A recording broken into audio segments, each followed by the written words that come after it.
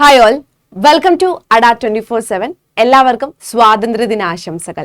ഈ ഒരു സ്വാതന്ത്ര്യ ദിനത്തിൽ നമുക്ക് ഏറ്റവും പ്രധാനപ്പെട്ട കുറച്ച് വനിതകളെ നോക്കാം. അപ്പോൾ ഞാൻ ഇന്ന് പറയുന്ന വനിതകൾ മാത്രമല്ല സ്വാതന്ത്ര്യ സമരത്തിൽ അഹോരാത്രം പോരാടിയത്. ഒത്തിരി വനിതകളുണ്ട്, അറിയപ്പെടുന്നതും അറിയപ്പെടാത്തതുമായിട്ടുള്ള ഒത്തിരി വനിതകളുണ്ട്. അപ്പൊ അതിലെ ഏറ്റവും പ്രധാനപ്പെട്ട അറിയപ്പെടുന്ന നമ്മുടെ എക്സാമിനൊക്കെ കൂടുതൽ ചോദിക്കുന്ന കുറച്ച് വനിതകളാണ് നമ്മൾ ഇന്ന് പരിചയപ്പെടാൻ പോകുന്നത്. സോ സെഷനിലേക്ക് കിടക്കാം. ആദ്യം പറയുന്നത് സരോജിനി നായിഡു ആണ്. 1879 ഫെബ്രുവരി 13 ഹൈദരാബാദിലെ ഒരു ബംഗാളി കുടുംബത്തിലായിരുന്നു സരോജിനി നായിഡു ജനിക്കുന്നത്. അപ്പോൾ സരോജിനി നായിഡു എന്ന് പറയുന്നത് അത്യാവശ്യം നല്ലൊരു കവയിത്രിയും കൂടിയായിരുന്നു. ഓക്കെ, നല്ലൊരു കവയിത്രിയായിരുന്നു സരോജിനി നായിഡു. അപ്പൊ ഇവരെ നമ്മൾ വിളിക്കുന്നത് ഇന്ത്യയുടെ വാനമ്പാടി എന്നാണ് വിളിക്കുന്നത്. ഓക്കെ, ഇന്ത്യയുടെ വാനമ്പാടി എന്ന് വിളിക്കുന്നു. അതുകൂടാതെ തന്നെ എന്തായിരുന്നു, വലിയൊരു ഇന്ത്യൻ രാഷ്ട്രീയ ഒരു പ്രസ്ഥാനത്തിൽ വലിയൊരു കോൺട്രിബ്യൂഷൻ, അതുപോലെ തന്നെ ഏറ്റവും മഹത്തായിട്ടുള്ള സ്ഥാനം ആർക്കുണ്ട്? സരോജിനി നായിഡുവിനുണ്ട്. പ്രത്യേകിച്ച് സ്വാതന്ത്ര്യ സമര സേനാനികളിൽ ഏറ്റവും പ്രധാനപ്പെട്ട ഒരാൾ തന്നെയാണ് സരോജിനി നായിഡു എന്ന് പറയുന്നത്.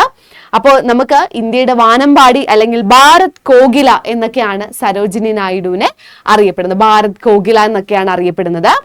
അപ്പൊ ഇവിടെ നമ്മൾ നോക്കുവാണെങ്കിൽ 1950 ബംഗാൾ വിഭജനത്തിന് ശേഷം ഇന്ത്യൻ സ്വാതന്ത്ര്യ സമരത്തിൽ ചേരുകയും മഹാത്മാഗാന്ധിയുടെ അനുയായിയാകുകയും ചെയ്തത് സരോജിനി നായിഡു ആണ്. 1919 ഇംഗ്ലണ്ടിലെ ഹോം റൂൾ ലീഗിന്റെ അംബാസിഡർ ആയിട്ട് നിയമിതനാവുന്നു. ഇവിടത്തെയാണ് ഇംഗ്ലണ്ടിലെ ഹോം റൂൾ ലീഗിന്റെ അംബാസിഡർ ആയിട്ടാണ് എപ്പോഴാണ് 1919 നിയമിതനാകുന്നത്. ഇനി 1925 ഇവർ ഇന്ത്യൻ നാഷണൽ കോൺഗ്രസിന്റെ പ്രസിഡന്റായി. ഇന്ത്യൻ നാഷണൽ കോൺഗ്രസിന്റെ ആദ്യ ഇന്ത്യൻ പ്രസിഡന്റ് എന്ന പേര് ഇവർക്ക് സ്വന്തമാണ്. ഓക്കെ, ഇനി സ്വാതന്ത്ര്യത്തിന് ശേഷം 1947 ഔദ് ആഗ്രയുടെ യുണൈറ്റഡ് പ്രവിശ്യയുടെ ഗവർണറായിട്ട് നിയമിതരാവുകയാണ് ആദ്യമായിട്ട്. അപ്പൊ ഇന്ത്യൻ നാഷണൽ കോൺഗ്രസിന്റെ ആദ്യ ഇന്ത്യൻ പ്രസിഡന്റ്, അതുപോലെ തന്നെ ആദ്യത്തെ വനിതാ ഗവർണറുമായി. അപ്പൊ എന്തായിരുന്നു, സ്വാതന്ത്ര്യത്തിന് ശേഷം ആദ്യത്തെ വനിതാ ഗവർണറും ആകുന്നു, അതുപോലെ തന്നെ ഇന്ത്യൻ നാഷണൽ കോൺഗ്രസിന്റെ ആദ്യത്തെ വനിതാ ഇന്ത്യൻ പ്രസിഡന്റും കൂടിയാണ് സരോജിനി നായിഡു എന്ന് പറയുന്നത്. ഇനി വിമൻസ് അസോസിയേഷന്റെ രൂപീകരണവുമായിട്ട് ഇവര് ബന്ധപ്പെട്ടിട്ടുണ്ടായിരുന്നു. വിമൻസ് അസോസിയേഷന്റെ രൂപീകരണമായിട്ട്. അതുപോലെ തന്നെ സ്വാതന്ത്ര്യ സമരകാലത്ത് ബ്രിട്ടീഷുകാർ ഇടയ്ക്കിടെ അറസ്റ്റ് ചെയ്യപ്പെടുകയും നിരവധി തവണ ജയിലിൽ കഴിയുകയും ചെയ്തിട്ടുണ്ട് സരോജിനി നായിഡു. നമ്മൾ ഇന്ന് വളരെ സന്തോഷത്തോടു കൂടി സ്വാതന്ത്ര്യ ദിനം ആഘോഷിക്കുന്നു. അതിലെ കാരണങ്ങളിൽ ഒരു കാരണം സരോജിനി നായിഡുവും കൂടിയാണ്. അപ്പോൾ എല്ലാവരും അവരുടേതായിട്ടുള്ള കോൺട്രിബ്യൂഷൻ ചെയ്യുന്നുണ്ട് കേട്ടോ. അപ്പോൾ ഒരാളെ മാത്രമല്ല, നമ്മൾ ഇമ്പോർട്ടൻ്റ് ആയിട്ടുള്ള ആൾക്കാരെ മാത്രമേ പറയുന്നു എന്ന് മാത്രമേ ഉള്ളൂ. സാധാരണ അങ്ങനെയാണല്ലോ, ചരിത്രം ഏറ്റവും മുന്നിൽ നിൽക്കുന്ന ആൾക്കാരെ മാത്രമേ ഓർക്കുള്ളൂ അല്ലെ. പിന്നിലും ഒത്തിരി പേര് നമുക്ക് അറിയാത്ത ഒത്തിരി പേരുണ്ടാവും. അടുത്തത് കസ്തൂർബ ഗാന്ധിയാണ്. കസ്തൂർബ ഗാന്ധി എന്ന് പറയുന്നത് മോഹൻദാസ് കരംചന്ദ് ഗാന്ധിയുടെ വൈഫാണ്. അത് നമുക്ക് എല്ലാവർക്കും അറിയാം.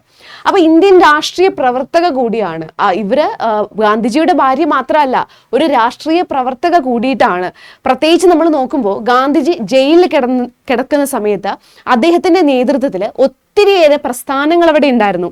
അതൊക്കെ എന്തായിരുന്നു, ഇവര് നയിക്കായിരുന്നു. ഗാന്ധിജി ജയിലിൽ കിടക്കുമ്പോൾ അതൊരിക്കലും ഭാര്യ എന്ന രീതിയിലല്ല, ഒരു ഇന്ത്യൻ രാഷ്ട്രീയ പ്രവർത്തക എന്ന് പറയുന്ന രീതിയിലാണ് ഇവർ ആ നേതൃത്വം ഏറ്റെടുത്തത്. അതുകൂടാതെ തന്നെ 1930കളുടെ തുടക്കത്തിൽ നിരവധി നിയമലംഘന പ്രസ്ഥാനങ്ങളിൽ അവർ പങ്കെടുത്തിട്ടുണ്ടായിരുന്നു. അതിനായി നിരവധി തവണ അറസ്റ്റ് ചെയ്യപ്പെട്ടു. ഗാന്ധിജിയോടൊപ്പം തൊട്ടുകൂടായ്മ എന്ന സാമൂഹിക തിന്മയ്ക്കെതിരെ ഏറ്റവും അധികം വളരെ പ്രയത്നിച്ച ഒരു വ്യക്തിയാണ് കസ്തൂർബ ഗാന്ധി എന്ന് പറയുന്നത്. ഇനി അടുത്തത് സർലാദേവി ചൗധരാണി.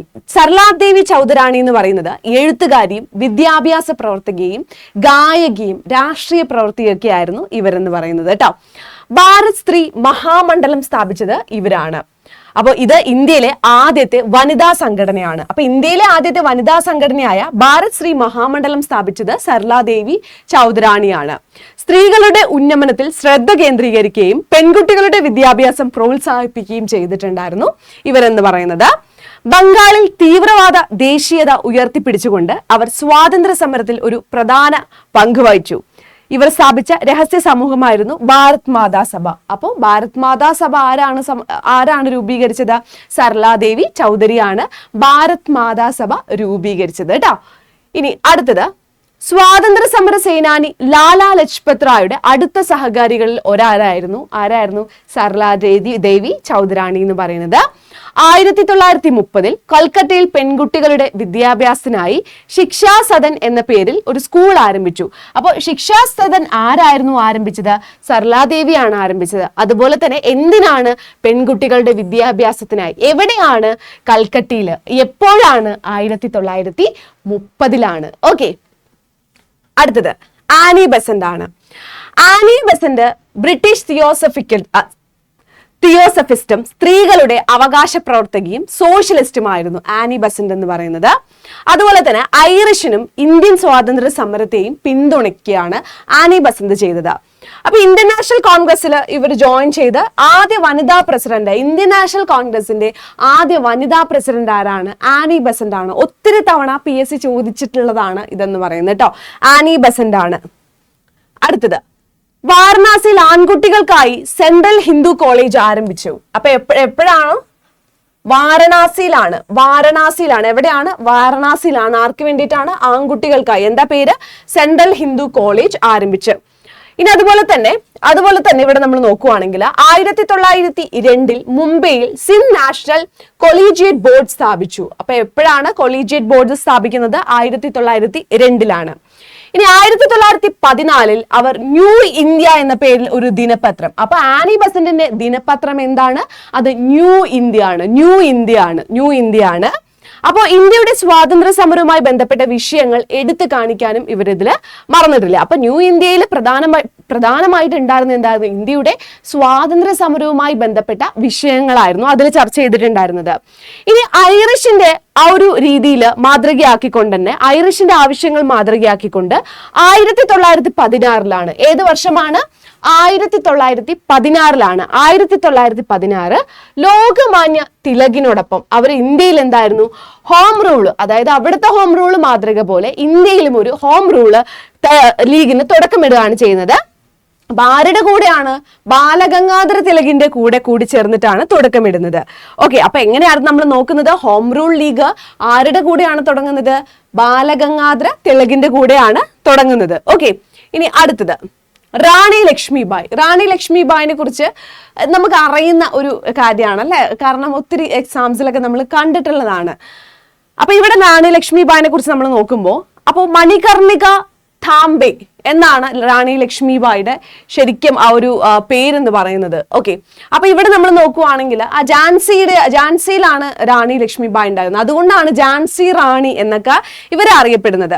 അപ്പൊ ഇന്ത്യയിലെ ഏറ്റവും പ്രധാനപ്പെട്ട സ്വാതന്ത്ര്യ സേനാനികളിൽ ഒരാളായിരുന്നു റാണി ലക്ഷ്മിബായി എന്ന് പറയുന്നത്. വളരെ ഒരു ബ്രേവ് വുമൺ ആയിരുന്നു റാണി ലക്ഷ്മിബായി എന്ന് പറയുന്നത് കേട്ടോ. അതുപോലെ തന്നെ ഡൽഹൌസി പ്രഭു മുന്നോട്ട് ഒരു ഭയങ്കര ഇമ്പോർട്ടൻ്റ് ആയിട്ടുള്ള ഒരു സംഭവം വെച്ചിട്ടുണ്ടായിരുന്നു, ഡോക്ടർ ഓഫ് ലാബ്സ് എന്ന് പറയുന്നത്, ദത്തവകാശ നിരോധന നിയമം. അപ്പൊ അതനുസരിച്ച് റാണി ലക്ഷ്മിബായിയുടെ ദത്തുപുത്രൻ, അവർക്ക് ഒരു ദത്തുപുത്രൻ ഉണ്ടായിരുന്നു.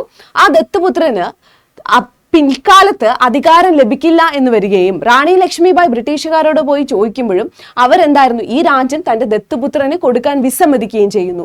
അപ്പൊ ഇതിൽ ക്ഷുഭിതയായിട്ട് റാണി ലക്ഷ്മിബായി ബ്രിട്ടീഷുകാരുടെ അടുത്ത് വളരെയധികം പ്രയത്നിക്കുകയാണ്. ആദ്യം ശരിക്കും ഒരു പേഴ്സണൽ ആവശ്യം എന്നുള്ള രീതിയിൽ വന്നെങ്കിലും പിന്നീട് എന്തായിരുന്നു അത് സ്വാതന്ത്ര്യ സമര സേനാനികളിലെ ഏറ്റവും മുന്നിൽ നിൽക്കുന്ന ഒരു ധീര വനിതയായിട്ട് ബ്രിട്ടീഷുകാർ പോലും അക്സെപ്റ്റ് ചെയ്ത ഒരു വനിതയാണ്. 1948 ഇവർ മരിക്കുകയാണ് ചെയ്യുന്നത്.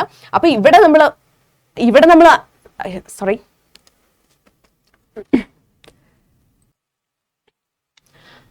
അതെ, റാണി ലക്ഷ്മിബായി മരിക്കുന്ന 1900 അല്ല കേട്ടോ, 1800 1858 ജൂൺ 18 റാണി ലക്ഷ്മിബായി മരിക്കുന്നത്. അവര് വീരമൃത്യുവാണ്.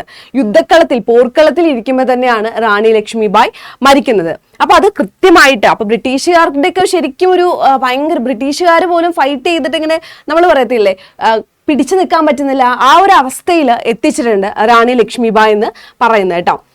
ഇവിടെ നമ്മൾ നോക്കുവാണെങ്കിൽ ബ്രിട്ടീഷുകാർക്കെതിരെ ധീരമായിട്ട് ഇവര് പോരാടുകയാണ്. അപ്പൊ യുദ്ധത്തിൽ നമ്മൾ നോക്കുവാണെങ്കിൽ ഇവര് യുദ്ധത്തിൽ പങ്കെടുക്കുമ്പോഴും തന്റെ പുത്രനെയും കൂടിയിട്ട് കൂടി കൊണ്ടുപോയിട്ടാണ് ആ കെട്ടിവെച്ച്, നമ്മൾ ആ ചിത്രം നോക്കില്ല, അതുപോലെയാണ് ശരിക്കും പലപ്പോഴും യുദ്ധത്തിൽ ഇവര് പങ്കെടുത്തിട്ടുള്ളത്. താന്തിയ തോപ്പിന്റെ കൂട്ടുപിടിച്ച് ഒരുപാട് ശ്രമിച്ചു, ഒത്തിരി ശ്രമിച്ചിട്ടുണ്ടായിരുന്നു. ഗ്വാളിയാറിൽ കോട്ട പിടിച്ചടക്കൊക്കെ ചെയ്തെങ്കിൽ പോലും പക്ഷെ അവസാനം എന്തായിരുന്നു, ഇവർക്ക് തോൽവിയാണ്. പോരാടുന്നത് യുദ്ധക്കളത്തിൽ തന്നെ മരിക്കുകയാണ് ചെയ്തത്. ഇനി അടുത്ത ബീഗം ഹസ്രത് മഹാൾ ആണ്. അപ്പൊ അവധിലെ ബീഗം എന്നറിയപ്പെടുന്ന ബീഗം ഹസ്രത് മഹാൽ, അപ്പൊ അവധിലെ നവാബായിരുന്ന വാജിദ് അലി ഷായുടെ ഭാര്യയായിരുന്നു ബീഗം ഹസ്രത് മഹാൾ എന്ന് പറയുന്നത്. അപ്പൊ ഇവിടെ ഒന്നാമത്തെ സ്വാതന്ത്ര്യ സമരത്തില്, ഇന്ത്യയുടെ ഒന്നാമത്തെ സ്വാതന്ത്ര്യ സമരത്തില് ബ്രിട്ടീഷുകാർക്കെതിരെ എന്തായിരുന്നു, വളരെ ധൈര്യത്തോടെ പോരാടിയ ഒരു വ്യക്തിയായിരുന്നു ഇവരെന്ന് പറയുന്നത്.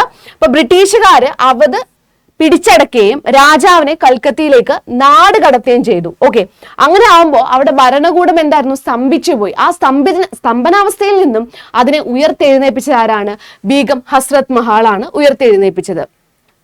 1857 കലാപത്തിലെ വിമതർക്കൊപ്പം അവർ ബ്രിട്ടീഷുകാർക്കെതിരെ പോരാടി ഈ ലക്നോ തിരിച്ചു പിടിച്ചു. അപ്പൊ നമ്മൾ ക്വസ്റ്റ്യൻസിൽ സാധാരണ എപ്പോഴും കാണാറുണ്ട് ഈ ലക്നോയുടെ ലീഡർ ആരാണ് അല്ലെ, 1857 സമരത്തിലെ ലക്നോയുടെ ലീഡർ ആരാണ് എന്നൊക്കെ ചോദിച്ച ക്വസ്റ്റ്യൻ ഉണ്ട്. അത് നമുക്കറിയാം, ബീഗം ഹസ്രത് മഹാളാണ് വരുന്നത്. ഒത്തിരി തവണ റിപ്പീറ്റഡ് ആയിട്ട് ചോദിച്ചൊരു ക്വസ്റ്റ്യൻ ആണ്. അതുപോലെ തന്നെ അതിനുശേഷം അവരുടെ മകനായിട്ടുള്ള ബർജീസ് ഖദറിന് സംസ്ഥാനത്തിന്റെ ഭരണാധികാരിയായിട്ട് പ്രഖ്യാപിക്കുകയും ചെയ്യുകയാണ് ചെയ്യുന്നത് കേട്ടോ. അടുത്തത് ക്യാപ്റ്റൻ ലക്ഷ്മി സെഹ്ഗാൾ ആണ്. അപ്പോ ക്യാപ്റ്റൻ ലക്ഷ്മി സെഹ്ഗാൾ എന്ന് പറയുന്നത് സ്വാമിനാഥന്റെയും, അഭിഭാഷകനായിട്ടുള്ള സ്വാമിനാഥന്റെയും അതുപോലെ തന്നെ സാമൂഹിക പ്രവർത്തകയായിട്ടുള്ള അമ്മുക്കുട്ടിയുടെയും മകളായിട്ട് 1914 ഒക്ടോബർ 24 മദ്രാസിലാണ് ജനിച്ചത്. ഓക്കെ, മദ്രാസിലാണ് ജനിക്കുന്നത്. ഇനി ഒരു സ്വാതന്ത്ര്യ സമര സേനാനി എന്നതിലുപരി ഡോക്ടറും അതായത് വെൽ എഡ്യൂക്കേറ്റഡ് ആണ്, ഡോക്ടറും സാമൂഹിക പ്രവർത്തകയും കൂടിയായിരുന്ന ഇവർ ആ ഒരു സമയത്ത് നമുക്കറിയാം, ആ ഒരു സമയത്തെ സ്വാതന്ത്ര്യ സമര സേനാനികളാണെങ്കിലും രാഷ്ട്രീയക്കാരാണെങ്കിലും എന്തായിരുന്നു, വെൽ എഡ്യൂക്കേറ്റഡ് ആയിട്ടുള്ള ആൾക്കാരാണ് അല്ലെ. അപ്പോൾ കൂടിയായിട്ടുള്ള ഇവര് ഇന്ത്യൻ നാഷണൽ ആർമിയുടെ ക്യാപ്റ്റനായിട്ട് സേവനം അനുഷ്ഠിച്ചിരിക്കുകയാണ്. ഓക്കെ, ഇന്റർനാഷണൽ ആർമിയുടെ ക്യാപ്റ്റനായിട്ട് സേവനം അനുഷ്ഠിച്ചു. രണ്ടാം ലോക മഹായുദ്ധത്ത് ക്യാപ്റ്റൻ ലക്ഷ്മി സെഹ്ഗാൾ ബർമയിലെ തടവിലാക്കപ്പെടുകയാണ് ചെയ്തത്. ഇനി അടുത്തത് ഇന്ത്യൻ നാഷണൽ ആർമിയുടെ വനിതാ റെജിമെന്റ് ആയ റാണി ഝാൻസി റെജിമെന്റിന്റെ നായികയാക്കാൻ നേതാജി സുഭാഷ് ചന്ദ്രബോസ് അവരെ തെരഞ്ഞെടുക്കുകയാണ് ചെയ്തത്. അപ്പൊ ആരാണ് തെരഞ്ഞെടുത്തത് ഇവരെ? നേതാജി സുഭാഷ് ചന്ദ്രബോസ് ആണ് തെരഞ്ഞെടുത്തത്. ഇനി എന്തിനാണ് തെരഞ്ഞെടുത്തത്? ഇന്ത്യൻ നാഷണൽ ആർമിയുടെ വനിതാ റെജിമെന്റിന്റെ ഇവിടെ വനിതാ റെജിമെന്റ് ആയിട്ടുള്ള റാണി ഝാൻസി റെജിമെന്റിന് നായികയാക്കാൻ, ലീഡറാക്കാനാണ് തെരഞ്ഞെടുത്തത്. ഓക്കെ, തെരഞ്ഞെടുത്തത് അത് ക്ലിയർ ആയിട്ട് മനസ്സിലാക്കുക. ഇതൊക്കെ ഒരു പ്രാവശ്യം ചോദിച്ചിട്ടുണ്ട്, PSC PYQ ആയിട്ട് ചോദിച്ചിട്ടുണ്ട്. അപ്പൊ എന്തായിരുന്നു റെജിമെന്റിന്റെ പേര്? റാണി ഝാൻസി റെജിമെന്റ് എന്നാണ് ഇവരുടെ പേര്. റെജിമെന്റിന്റെ പേര് റാണി ഝാൻസി റെജിമെന്റ് എന്നായിരുന്നു പേര്. അതുപോലെ തന്നെ സ്വാതന്ത്ര്യാനന്തരം ഇവർ കമ്മ്യൂണിസ്റ്റ് പാർട്ടി ഓഫ് ഇന്ത്യയുടെ രാജ്യസഭയിൽ ചേരുകയും പ്രതിനിധീകരിക്കുകയും ചെയ്തു. അവിടുത്തെ റെപ്രസെന്റേഷൻ അവിടെ ഉണ്ടാവുകയും ചെയ്തിട്ടുണ്ടായിരുന്നു. 1998 അവർക്ക് രണ്ടാമത്തെ ഉയർന്ന സിവിലിയൻ ബഹുമതിയായ പത്മവിഭൂഷൺ ലഭിക്കുകയാണ്. ഓക്കെ, റാണി ലക്ഷ്മിബായിക്കല്ല, ലക്ഷ്മി സ്വാമിനാഥന് 1998 രണ്ടാമത്തെ ഉയർന്ന സിവിലിയൻ ബഹുമതിയായിട്ടുള്ള പത്മവിഭൂഷൺ നൽകി. അപ്പൊ ഒന്നാമത്തെ ഏറ്റവും ഉയർന്ന ആ ഒരു പുരസ്കാരം ഏതാണ്? ഉത്തരം അറിയുമെങ്കിൽ ഒന്ന് കമന്റ് ചെയ്യണേ. ഇനി അരുണ ആസഫലിയാണ്. അരുണ ആസഫലി നമ്മൾ നോക്കുവാണെങ്കിൽ ഒരു പ്രമുഖ വനിതാ സ്വാതന്ത്ര്യ സമര സേനാനിയും രാഷ്ട്രീയ പ്രവർത്തകയുമായിരുന്നു. അപ്പൊ ഇവിടെ നമ്മൾ സ്വാതന്ത്ര്യ സമരത്തിന്റെ മുത്തശ്ശി എന്നാണ് ഇവർ വിളിക്കുന്നത്. എന്തായിരുന്നു വിളിക്കുന്നത്? സ്വാതന്ത്ര്യ സമരത്തിന്റെ മുത്തശ്ശി എന്നായിരുന്നു വിളിക്കുന്നത്. ഇതാണ് കേട്ടോ, ഇതാണ് സ്വാതന്ത്ര്യ സമരത്തിന്റെ മുത്തശ്ശി. അവരുടെ ഇപ്പൊ മുത്തശ്ശിയുടെ ഫോട്ടോ അല്ല, അവര് ഒരു യങ് ആയിരുന്ന സമയത്തുള്ള ഫോട്ടോയാണ് ഇവിടെ വരുന്നത്. ഇനി അതുപോലെ തന്നെ ഉപ്പ് സത്യാഗ്രഹ സമയത്ത് നടന്ന സമാധാനപരമായ പ്രതിഷേധത്തിൽ അവർ പങ്കെടുത്തു. അതിന്റെ പേരിൽ അറസ്റ്റ് ചെയ്യപ്പെടുകയും ചെയ്തിട്ടുണ്ട്. ഓക്കെ, ഇനി 1942 ക്വിറ്റ് ഇന്ത്യ സമരത്തിന്റെ നേതാക്കൾ അറസ്റ്റിലായിരുന്ന സമയത്ത് അവർ പ്രസ്ഥാനത്തിന്റെ നേതൃത്വം ഏറ്റെടുത്ത് ബഹുജനങ്ങളെ നയിച്ചു. അപ്പൊ ഇവിടെ നമ്മൾ നോക്കുവാണെങ്കിൽ അവരില്ലാതിരുന്നെങ്കിൽ ശരിക്കും അവര് ആ പ്രസ്ഥാനത്തിൽ നയിക്കാൻ വേണ്ടി അവരെ സെലക്ട് ചെയ്തു. ദാറ്റ് മീൻസ് അവരില്ലാതിരുന്നെങ്കിൽ എന്തായിരുന്നു, ആ പ്രസ്ഥാനത്തിന് ഭയങ്കര ബുദ്ധിമുട്ടായിരുന്നു. മുന്നോട്ട് പോവാന്ന് പറയുന്നത് തന്നെ കുറച്ച് ബുദ്ധിമുട്ടായിരിക്കും. അതുകൊണ്ട് അത്യാവശ്യം അടിപൊളിയായിട്ട് ഇവർ പോയി കേട്ടോ. ഇനി അടുത്തത് 1942 ബോംബെയിലെ ഗോവാലിയ ടാങ്ക് മൈതാനിയിൽ ആദ്യമായി ത്രിവർണ പതാക. അപ്പൊ ആദ്യമായിട്ട് എവിടെയാണ് ബോംബെയിലാണ്. അപ്പൊ പല സ്ഥലത്തും പല ആൾക്കാരാണ് ആദ്യമായിട്ട് ത്രിവർണ്ണ പതാക ഉയർത്തുന്നത്. ഓക്കെ, അപ്പോ നിങ്ങൾ ഇത് തമ്മിൽ കൺഫ്യൂഷൻ ആവരുത് കേട്ടോ. അപ്പൊ അതും ക്ലിയർ ആയിട്ട് മനസ്സിലാക്കുക. ആദ്യമായി ത്രിവർണ്ണ പതാക, ഇന്ത്യൻ ദേശീയ പതാക ഉയർത്തിയത് ഇവരാണെന്നാണ് പറയുന്നത്. സ്വാതന്ത്ര്യാനന്തരം 1958 അവർ ഡൽഹിയുടെ ആദ്യ മേയറായിട്ട് നിയമിതരാകുകയും ചെയ്തു. അപ്പൊ ഡൽഹിയുടെ ആദ്യത്തെ മേയർ ആരാണ്? ഇവരാണ്. ഓക്കെ, ഡൽഹിയുടെ ആദ്യത്തെ മേയർ ആരാണ്? അരുൺ ആസഫ് അലിയാണ് കേട്ടോ. അടുത്തത് സുചേത കൃപാലിനിയാണ്. സുചേത കൃപാലിനി എന്ന് പറയുന്നത് നമ്മുടെ മിസ്സസ് കൃപാലിനിയാണ് കേട്ടോ. അപ്പോ ഇവിടെ നമ്മൾ നോക്കുവാണെങ്കിൽ ഒരു ഗാന്ധിയനായിരുന്നു സുചേത കൃപാലിനി എന്ന് പറയുന്നത്. ഇനി അടുത്തത് ഇവിടെ 1940 വ്യക്തി സത്യാഗ്രഹം നയിക്കാൻ ഗാന്ധിജി തെരഞ്ഞെടുത്താണ്. അപ്പൊ 1940 വ്യക്തി സത്യാഗ്രഹം നയിക്കാൻ വേണ്ടി ഗാന്ധിജി തെരഞ്ഞെടുത്തുന്നു.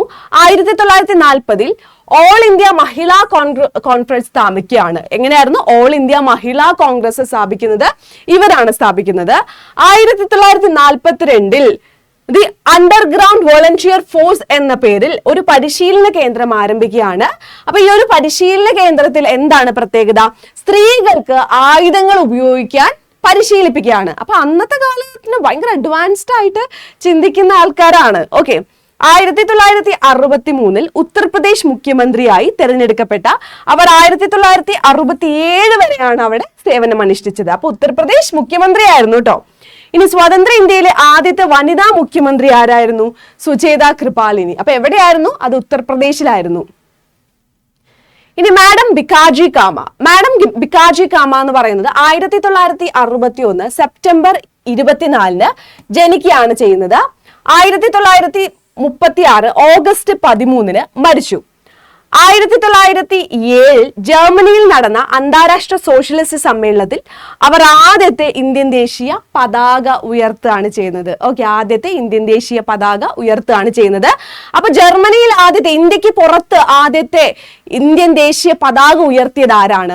ഒത്തിരി തവണ PSC ചോദിച്ച ഒരു ചോദ്യമാണ്. ഉത്തരം മാഡം ബിക്കാജി കാമയാണ് ഉത്തരം വരുന്നത്. അടുത്തത് കമലാ നെഹ്റു എന്ന് പറയുന്നത് ആരാണ്?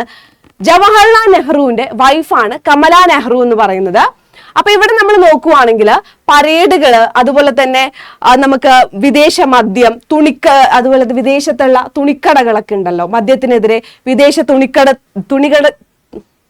തുണിക്കടകൾക്കെതിരെ ഇവർക്കൊക്കെ എന്തായിരുന്നു? പിക്കറ്റുകൾ നയിക്കുക, വിമോചന സമരത്തില് പങ്കെടുക്കുക, അതുപോലെ തന്നെ യുണൈറ്റഡ് പ്രവിശ്യകളുടെ നോ ടാക്സ് ക്യാമ്പയിൻ ഒരുമിച്ച് കൊണ്ടുവരുന്നതിൽ ഇവരുടെ പങ്കാളിത്തം വലിയതാണ്. ഇവരുടെ പങ്കാളിത്തം എന്ന് പറയുന്നത്. ഇനി വിജയലക്ഷ്മി പണ്ഡിറ്റ് എന്ന് പറയുന്നത് കോൺഗ്രസ് പാർട്ടിയുടെ പ്രസിഡന്റ് ആയിരുന്നു. മോത്തിലാൽ നെഹ്റുവിന്റെ മകളായിരുന്നു വിജയലക്ഷ്മി പണ്ഡിറ്റ് എന്ന് പറയുന്നത്. അതായത് ജവഹർലാൽ നെഹ്റുവിന്റെ സിസ്റ്റർ ആയിരുന്നു. ഇനി ബ്രിട്ടീഷ് ഭരണത്തിനെതിരെ പ്രതിഷേധിക്കുന്നതിനായി അവർ നിസ്സഹകരണ പ്രസ്ഥാനത്തില് അംഗമായിട്ടുണ്ടായിരുന്നു. 1942 ക്വിറ്റ് ഇന്ത്യ സമരത്തിനിടെ 2 തവണ അറസ്റ്റിലായി. എപ്പോഴായിരുന്നു? 1940 42. അങ്ങനെ 2 തവണ എന്തായിരുന്നു? അറസ്റ്റിലാവുകയാണ് ചെയ്യുന്നത്. ഇനി 1953 ഐക്യരാഷ്ട്ര പൊതുസഭയുടെ 68ാമത് സെഷൻ ആദ്യ വനിതാ പ്രസിഡന്റ് ആയിട്ട് തെരഞ്ഞെടുത്തത് ആരെയാണ്? വിജയലക്ഷ്മി പണ്ഡിതിനെയാണ്. ഇതും PYQ ചോദിച്ചതാണ്. ഐക്യരാഷ്ട്ര പൊതുസഭയുടെ ആദ്യ വനിതാ പ്രസിഡന്റ് ആരാണ്?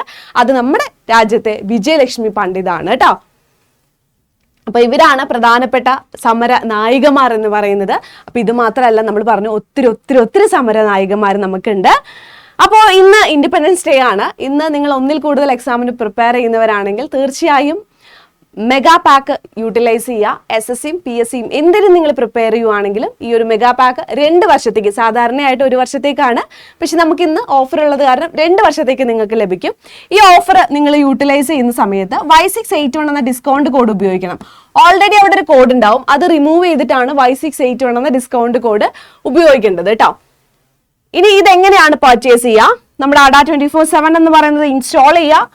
ആദ്യം കാണുന്നതിൽ സ്റ്റേറ്റ് എക്സാം സെലക്ട് ചെയ്യുക, അത് കഴിഞ്ഞ് കേരള സെലക്ട് ചെയ്യുക, അത് കഴിഞ്ഞ് കണ്ടിന്യൂ കൊടുക്കുക, അത് കഴിഞ്ഞ് നമ്മുടെ സ്റ്റോറിൽ പോയി കഴിഞ്ഞിട്ട് ആദ്യം കാണുന്ന KPSCയിൽ സെലക്ട് ചെയ്യുക.